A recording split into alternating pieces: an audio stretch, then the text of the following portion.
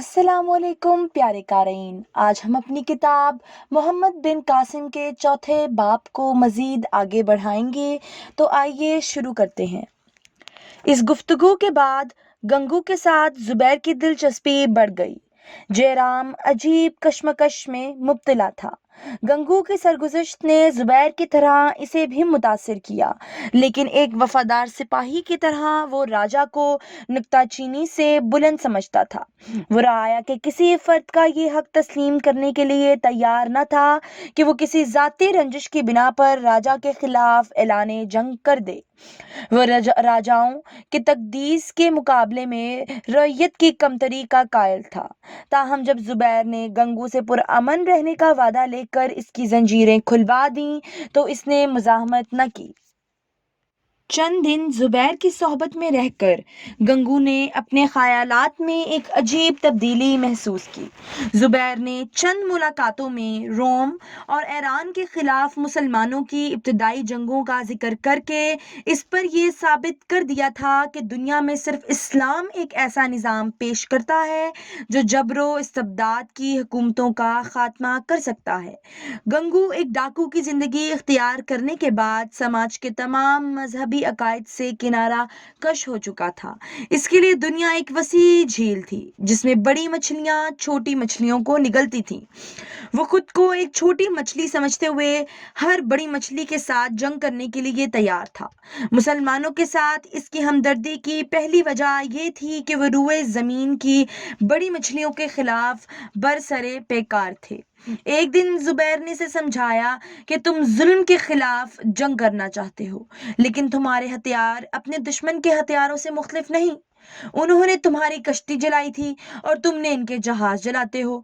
दोनों का असूल जुल्म है। जिस तरह कई बेगुनाह इनके जुल्म का शिकार होते हैं, इसी तरह कई बेगुनाह तुम्हारे जुल्म का शिकार होते हैं। तुम खुद तस्लीम कर चुके हो कि तुम दोनों में कोई फर्क नहीं। तुम दोनों में किसी के पास अदलो इंसाफ और अमन के लिए कोई एक कानून नहीं, और जब तक तुम में से एक के पास ऐसा कानून नहीं, तुम्हारी तलवारें आपस में टकराती रहेंगी। एक तलवार कंध होगी तो तुम दूसरी उठा लोगे, एक कमान टूटेगी तो तुम दूसरी बना लोगे। लेकिन जुल्म के मुकाबले में हक व इंसाफ पर लड़ने वाले इंसान अपने हरीफ की तलवार कुंद ही नहीं करते, बल्कि इसे हमेशा के लिए छीन लेते हैं। ईरान और रोम पर अरबों की फतह दरअसल निज़ाम बातिल पर निज़ाम हक की फतह थी, जुल्म पर इंसाफ की फतह थी।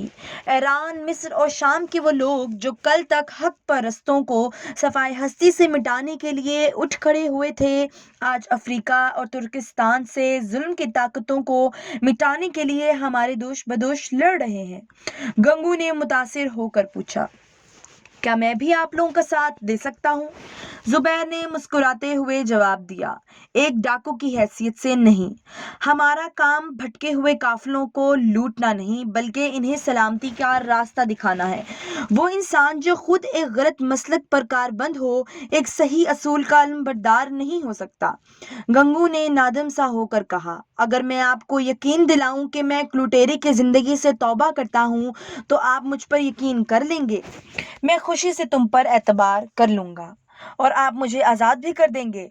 जुबैर ने जवाब दिया, अगर तुम तौबा के लिए ये शर्त पेश करो तो इसका मतलब ये होगा कि तुम इसलिए तौबा नहीं कर रहे कि तुम अपने अफ़आल पर नादिम हो और अपनी इस्लाह करना चाहते हो, बल्कि इसलिए कि तुम आज़ाद होना चाहते हो। लेकिन मेरी तौबा से आप ये ख्याल तो नहीं करेंगे कि मैं बुज़दिल हूँ? नहीं, तौबा करना बहुत बड़ा जुर्रत का काम है। तो मैं आपसे एक डाकू का पेशा तर्क करने का वादा करता हूँ। मुझे तुम पर यकीन है, और अगर तुम अपने साथियों की जिम्मेदारी लेने के लिए तैयार हो तो मैं तुम सबको आजाद कर दूंगा और जिस जगह कहो तुम्हें उतार दूंगा। गंगू ने जवाब दिया, मेरे साथियों ने सिर्फ मेरी वजह से ये पेशा अख्तियार किया था। इनमें से अक्सर ऐसे हैं जो मेरी रहनुमाई के बगैर ऐसी जुर्रत नहीं कर सकते। अगर आप इन्हें सिंध के किसी गैर आबाद हिस्से पर उतार दें तो फिर माही गिरों का पेशा इख्तियार कर लेंगे। वो मुद्दत से मेरे साथ हैं और इन्हें कोई पहचानेगा भी नहीं, लेकिन इनमें 4 आदमी खुद सर हैं। इनके मुतल्लिक मैं आपको यकीन नहीं दिला सकता। मुझे खुद अपने ऊपर एतमाद नहीं कि अगर आपने मुझे आजाद कर दिया तो मुमकिन है किसी जालिम सरदार को देखकर मैं सब्र न कर सकूं और फिर پھر اسی ظلم پر اتر آؤں۔ اگر آپ مجھے اپنے ساتھ لے چلیں تو ممکن ہے کہ آپ کے ملک میں رہ کر میں بھی آپ جیسا انسان بن جاؤں، اور وہ 4 آدمی جن کا میں نے ذکر کیا ہے اگر میری طرح اس جہاز پر ہوتے تو مجھے یقین ہے کہ آپ کی باتیں انہیں بھی متاثر کرتی۔ اگر آپ اجازت دیں تو میں اپنے ساتھیوں سے مل لوں۔ اگلے دن یہ جہاز ایک ٹاپو کے کنارے لنگر انداز ہوا۔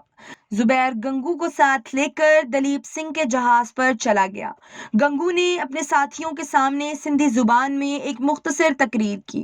رہائی کا مزدہ سن کر قیدیوں کے چہرے خوشی سے چمک اٹھے، لیکن جب گنگو نے یہ بتایا کہ وہ لوٹ مار سے توبہ کرنے کے بعد ہمیشہ کے لیے ان کا ساتھ چھوڑ چکا ہے تو بعضوں کی خوشی غم میں تبدیل ہو گئی۔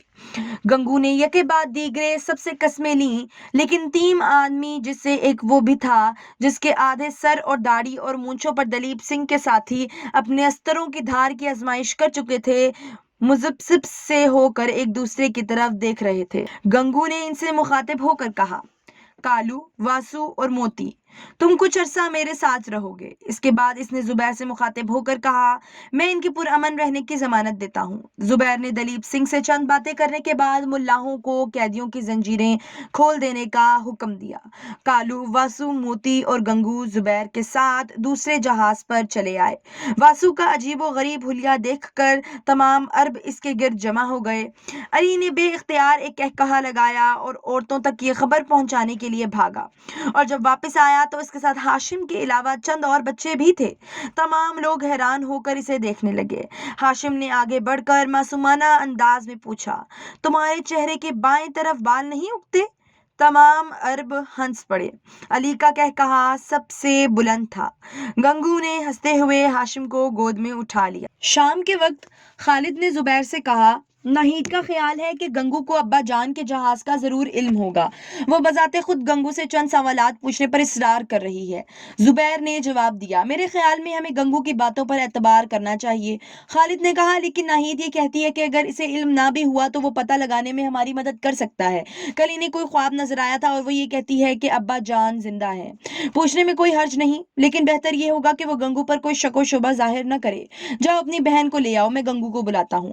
دلیپ سنگھ نے گنگو کو بلا لیا اور ناہید کے ساتھ مایا دیوی بھی آ گئی۔ ناہید کے چہرے پر ایک سیاہ نقاب تھا۔ اس نے مایا دیوی کے کان میں کچھ کہا اور مایا دیوی کے اس بات میں سر ہلانے پر اپنا ہار اتار کر اس کے ہاتھ میں دے دیا۔ مایا دیوی نے ہار گنگو کو پیش کرتے ہوئے کہا، آپ نے چند دن قبل ان کے باپ کے جہاز کا ذکر کیا تھا، اگر آپ ان کے باپ کا پتہ لگا سکیں تو یہ آپ کا انعام ہے۔ گنگو نے رنج و ندامت سے آبدیدہ ہو کر یکے بعد دیگرے خالد اور زبیر کی طرف دیکھا اور پھر ناہید سے مخاطب ہو کر کہا، بیٹی میں اتنا گرا ہوا نہ تھا۔ ناہید نے اس کے آنسوؤں سے متاثر ہو کر کہا، آپ کو غلط فہمی ہوئی، مجھے آپ پر شک نہیں، میں صرف یہ چاہتی ہوں کہ آپ ہماری مدد کریں۔ اس کے لیے مجھے ہار دینے کی ضرورت نہ تھی۔ میں زبیر کے احسان کا بدلہ نہیں اتار سکتا۔ اگر کوئی لٹیرا اس جہاز کو لوٹتا تو مجھے ضرور معلوم ہو جاتا، لیکن مجھے شک ہے کہ وہ جہاز دیبل کے بندرگاہ کے آس پاس شہر کے حاکم نے لوٹا ہے۔ ناہید نے کہا، میرا دل گواہی دیتا ہے کہ میرا باپ زندہ ہے۔ گنگو نے جواب دیا، اگر وہ زندہ ہے تو سندھ کے کسی ایسے قید خانے میں ہوگا جہاں سے لوگ موت سے پہلے باہر نہیں نکلتے، لیکن میں اس کی سراغ لگانے کی ذمہ داری لیتا ہوں۔ اگر ان کا پتہ مل گیا تو میں مکران کے حاکم کے پاس اطلاع بھیج دوں گا۔ یہ کہہ کر وہ زبیر سے مخاطب ہوا، آپ مجھے دیبل کے آس پاس اتار دیں اور جے رام اگر میری مدد کرے تو میں بہت جلد ان کا پتہ لگا سکوں گا۔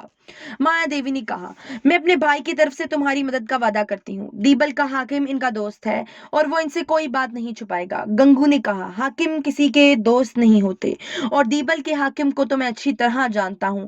یہ کہہ کر وہ زبیر سے مخاطب ہوا، آپ دیبل کے بندرگاہ پر ٹھہرنے کا ارادہ رکھتے ہیں؟ زبیر نے جواب دیا، میرا تو ارادہ نہ تھا، لیکن جے رام کے مجبور کرنے میں 1-2 دن ٹھہرنے کا ارادہ کر چکا ہوں۔ گنگو نے کچھ سوچ کر جواب دیا، مجھے معلوم نہیں کہ سندھ کے راجا اور دیبل کے حاکم پر جے رام کا کتنا اثر ہے، ورنہ میں آپ کو سندھ کے ساحل پر اترنے کا مشورہ نہ دیتا۔ زبیر نے جواب دیا، ہمارے ساتھ سندھ والوں کے تعلقات اس قدر برے نہیں۔ پچھلے دنوں ابو الحسن کے متعلق پوچھنے کے لیے والی مکران وہاں گیا تھا۔ راجا اس کے ساتھ غرور سے ضرور پیش آیا، لیکن اس پر دست درازی نہیں کی۔ گنگو نے جواب دیا، اس کا جہاز خالی ہوگا لیکن آپ کے جہاز پر ہاتھی ہیں اور وہ اپنی فوجی طاقت بڑھانے کے لیے ہاتھیوں کی ضرورت محسوس کرتا ہے۔ اس کے علاوہ آپ کے ساتھ عورتیں ہیں جن کے لیے اس کے دل میں کوئی عزت نہیں۔ تو لیجیے قارئین، آپ کا اور ہمارا سفر آج یہیں پر اختتام پذیر ہوتا ہے۔ اگلی قسط میں ہم اپنے نئے باب دیبل کا آغاز کریں گے۔ تو کہانی کے ساتھ جڑے رہنے کے لیے ہمارے چینل کو لائک کیجیے، سبسکرائب کیجیے اور شیئر کرنا مت بھولیے۔